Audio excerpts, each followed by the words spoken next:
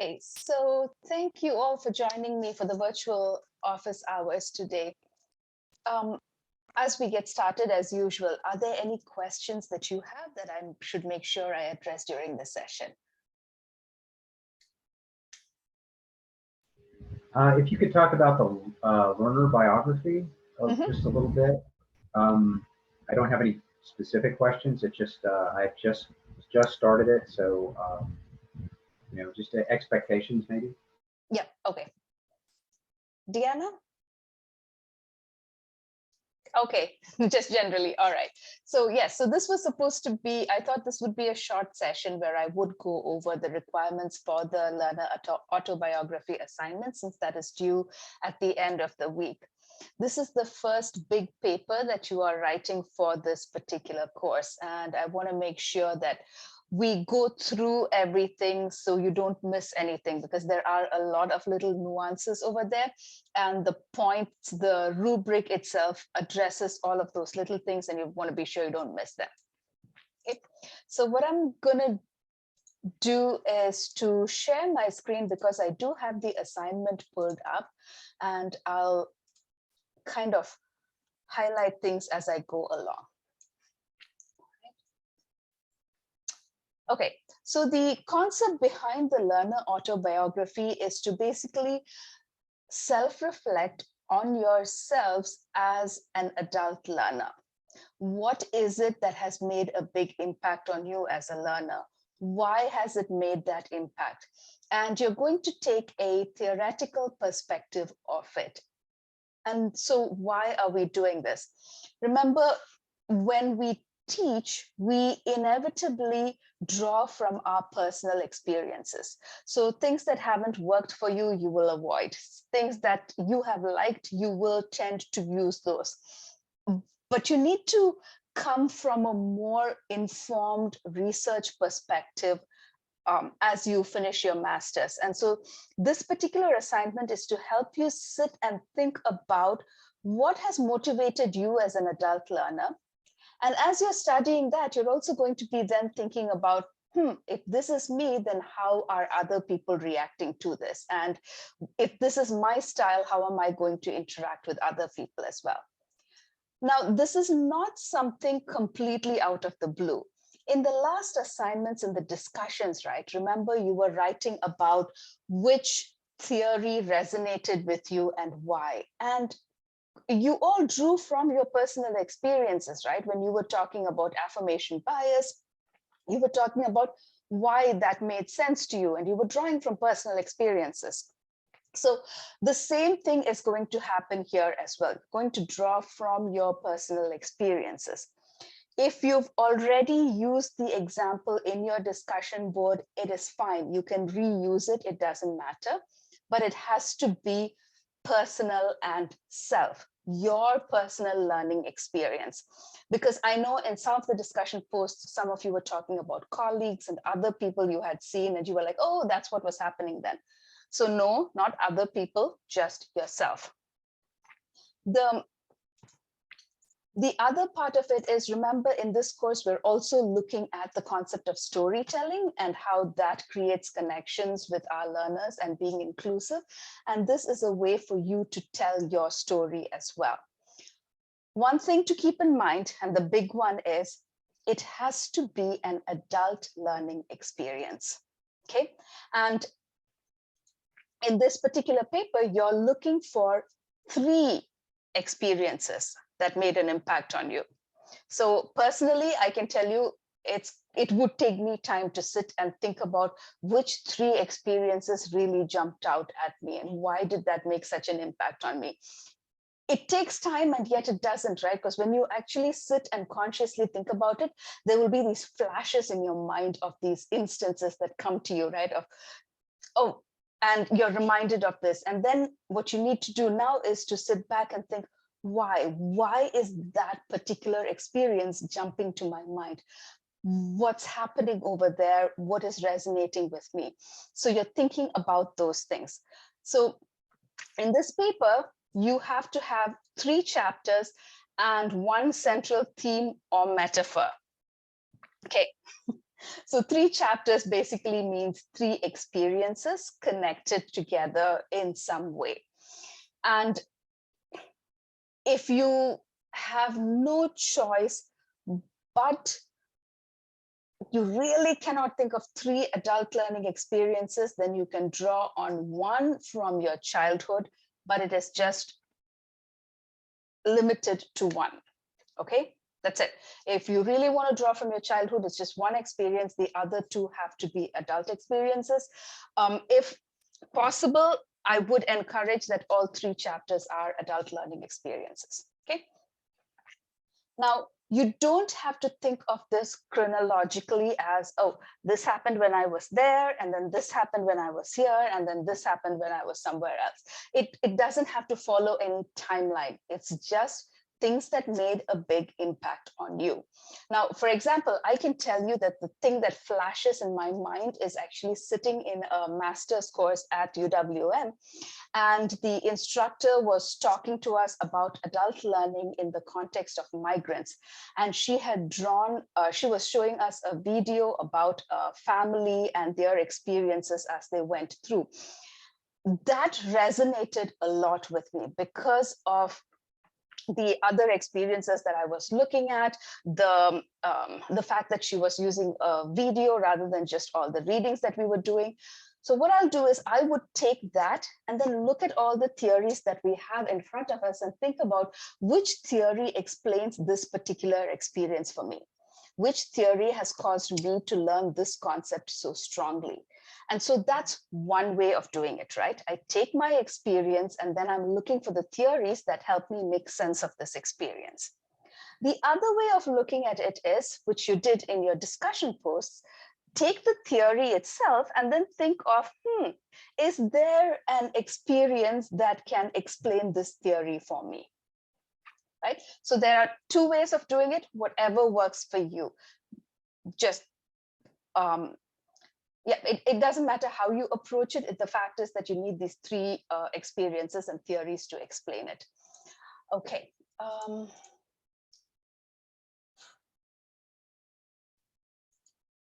So you're looking for insight you gained about yourself and others and the demands of the learning environment itself. So through this experience, like I said, what did you learn about yourself? What did you learn about the environment around you? So like I said, it was sitting in a classroom for me. It was looking at a video. It was engaging all my senses. It was different learning styles. So all of those things are things that I would put into my learning experience. Okay. And the other thing to mention is my example right here was a course at UWM, formal learning, but it doesn't have to be. It could be your experience taking a swimming class maybe, or it was something that it's a new skill that you learned during COVID and that really helped you reflect on something about yourself, right? That could be a new thing as well. There is nothing specific about what you learned or where you learned it. It's just the learning experience itself. Okay. All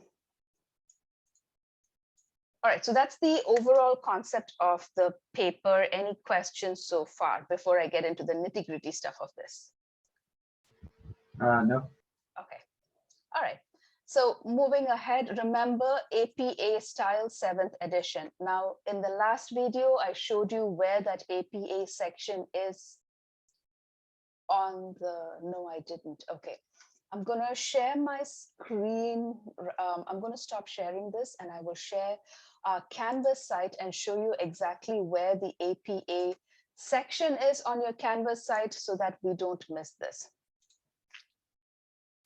Zoom.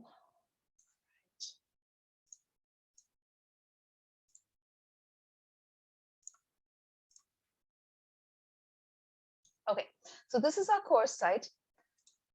When you are on your homepage for the 757 course, if you scroll way down, you have a whole section on APA. Okay, and I want to point out 2 resources that will be helpful for you. One is this APA student sample paper. This is very helpful. Okay, I can make this bigger for you, Diana. So, right, on the homepage of the course, just scroll below the modules, you'll see APA resources, and this sample paper is the one that I would tell you all to really look at, because it shows you exactly where things have to be on the paper, and it'll give you explanations for why it has to look the way it does. Okay, so I would seriously recommend that you take a look at this sample paper. All right, the other resource that is my personal favorite is the, please tell me it's going to take me to Purdue OWL. Yes, Purdue OWL is my favorite resource for anything to do with APA. And so you can just open this up in a separate tab and look through it, but it'll give you really good examples of how to do things. The sample paper I showed you earlier just now is from this Purdue OWL site. Okay, all right, so that is APA. Now I need to go back to my assignment.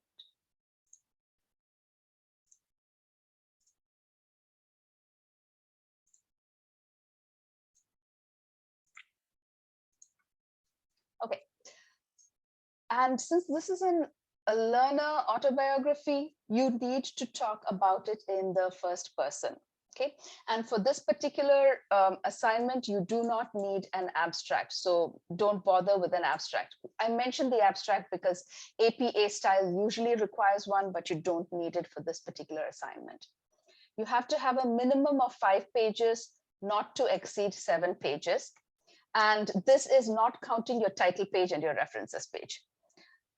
APA style, the requirement is double spaced, 1-inch margins all around. Okay, so keeping that in mind, it's 5 pages. And you're going to use subheadings and subheadings for each of those 3 chapters. Chapters or experiences, right? Each experience becomes a chapter. For headings and subheadings, APA has a style style for the headings and subheadings, so please pay attention to that. Okay, now for each chapter, which means for each learning experience that you're talking about, you need to have 2 concepts. You will have 5 citations in total, coming from 4 distinct readings. And this is all from modules 1 and 2. And remember, whenever you're doing citations, if it's an in-text citation, you need to have page numbers and the year of the publication as well. Okay, there is an academic integrity statement by submitting this paper, da, da, da, da. This is right over there on the syllabus. You can copy this. You need to put this on the cover page of the assignment. Okay.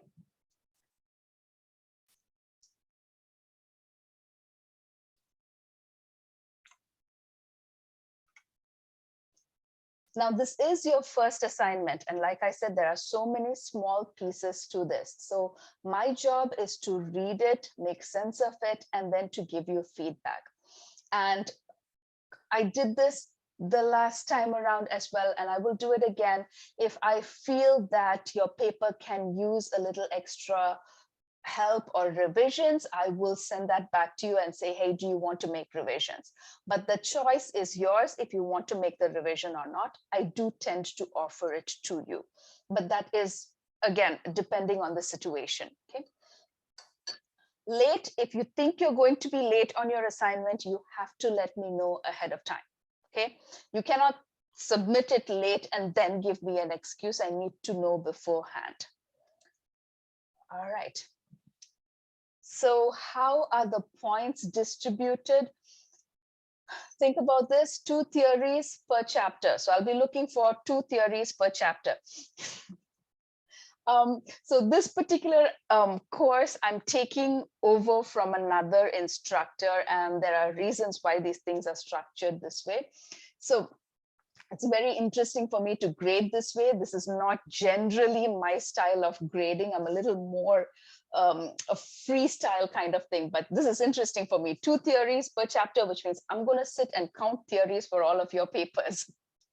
And make sure that their major concepts are not minor concepts, because sometimes they'll just mention something in the paper, in their articles. Don't look at those. Look at those big concepts that we talked about in the discussion. Okay. All right, so you have to demonstrate a depth of understanding. It has to make sense, right? You can't be talking about affirmation bias and then giving me something that's completely unrelated. Make sure that it makes sense with the theory that you're using. All right. Critical reflection. So, you want to do some deep thinking on this. All right. Clear, logical order, topic sentences are clear. Okay, length parameters. Your writing style itself, I will be looking at that. If the organization is too unclear for me, I'll make a note of that and let you know. Notice there aren't many points associated with this, but I would request that you use the spell check and grammar check functionality in Microsoft Word. They're already there. It's nothing new. So all you need to do is, if it has a blue or a red line under your text, just go and check it. Okay. The other thing is, this is an investment. It's not something I will usually recommend, but if your master's students, you're thinking of a PhD, and this is something that you're going to be doing over the next few years, you could consider subscribing to something like Grammarly. Okay, it is an investment, so think carefully about it, but it has been very helpful for me. All right, APA style, like I mentioned, just make sure that you're using APA 7th edition. Okay, and I told you right in the beginning, APA is very, very important for this program. And so if you don't adhere to APA guidelines, you can lose quite a few points for this particular assignment. Now, if you are in the ACHIA program itself, you have to attach an APA basics checklist. This checklist is in the assignments section of Canvas. Okay, so you need to download it and do the checklist for this particular assignment. And then remember to have the verification written on the cover page. Right? Okay, so all of this is the assignment itself. The other thing that I wanted to talk about in this particular session was to, it does that, who knew? Okay. Was to kind of talk about one or two APA citation things that always come up, and I just wanted to highlight it for you, okay?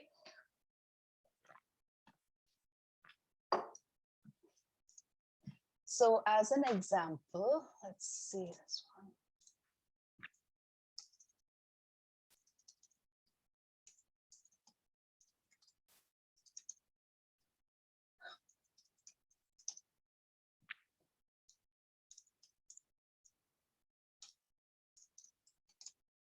Okay, so Smith is the citation that I'm using, but in this case, the name Smith flows along with the sentence, and it's a general citation that I'm doing. So all I need over here is the year. Now, this is an example. There's no Smith 2011. I'm just making that up. Okay, please don't think that I'm actually using a real thing. It's just an example.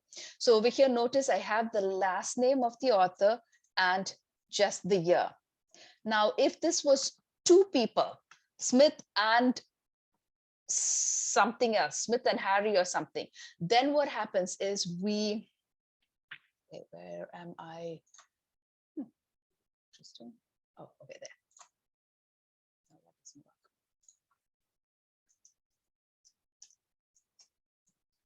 So what I want you to notice over here is I am using the word A and D because it is inside a sentence. All right. Now, if I do this a little differently, which I can, and what I'm going to do is the next, seriously?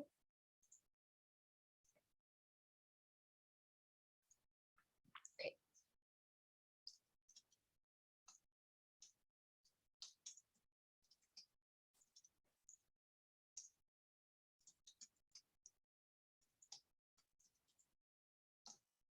Now, I still want to give credit to Smith and Harry for this self-directed learning.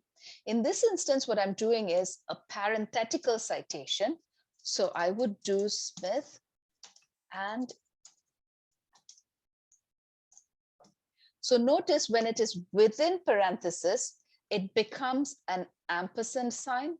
When it is outside parenthesis, you use and. All right, so you want to be careful with that. Okay, now let's say you have a direct quotation that we're looking at. So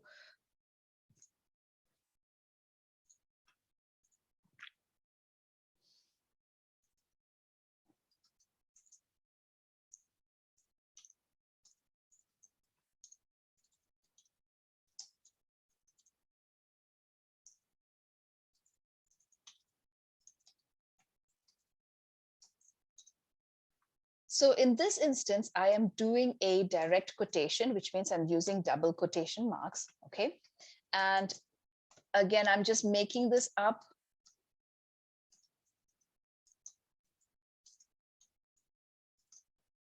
So again, because it's within parentheses, I'm using an ampersand symbol.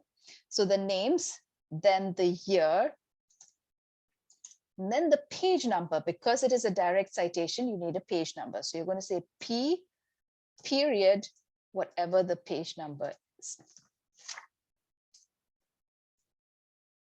Okay, so now if this was coming outside, for example, let's do another one here.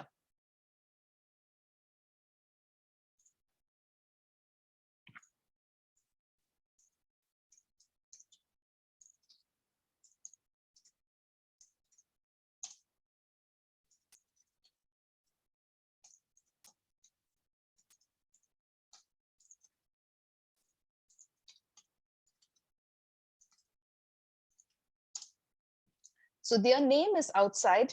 Now for the quotations, what I'm going to do is I will just do the year and the page number.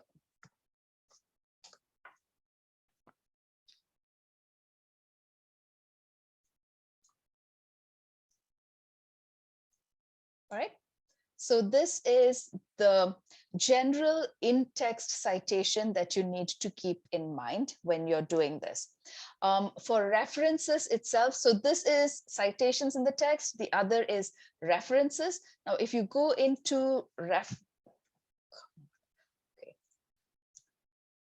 let's do references.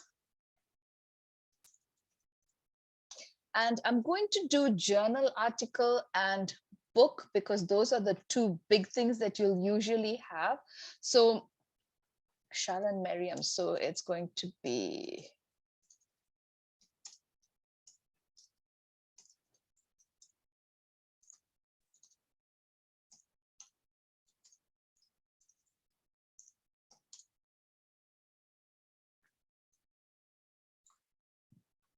now, if it is a book, the name of the book is in italics. Can I do that in this? No, I can't. Let me try format. Yes, I can.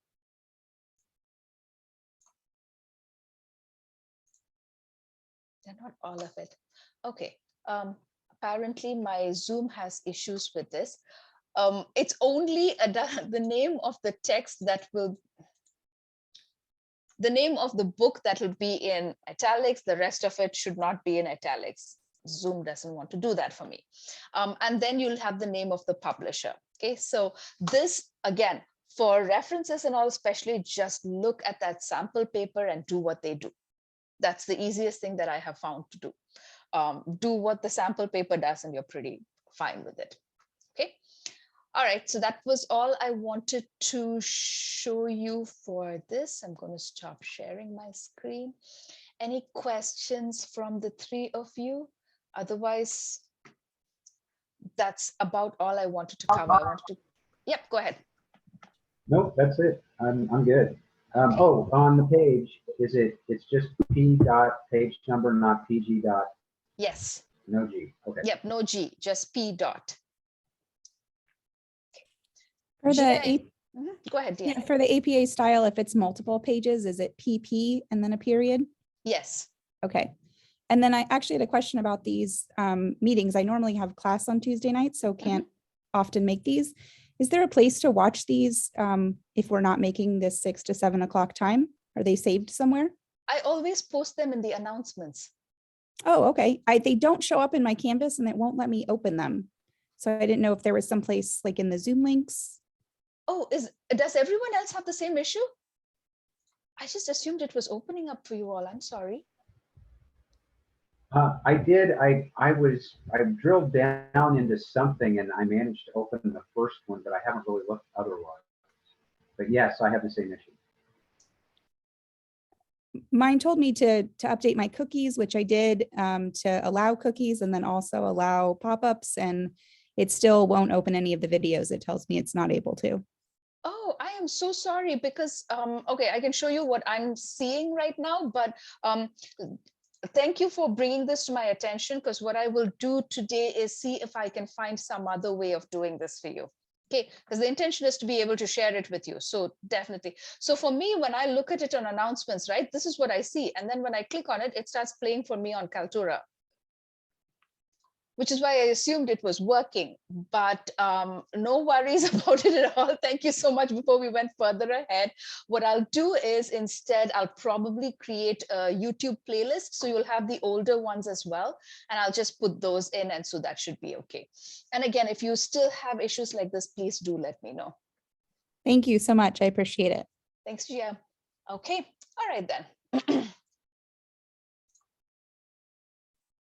All right, so that's about all I have. So if there are no other questions, I'm going to say good night to the three of you. I'm going to stop recording. I'll still hang around in case someone else drops by. Okay. And again, I'm still available anytime you have any other questions. Feel free to email me, or I'm happy to meet as well.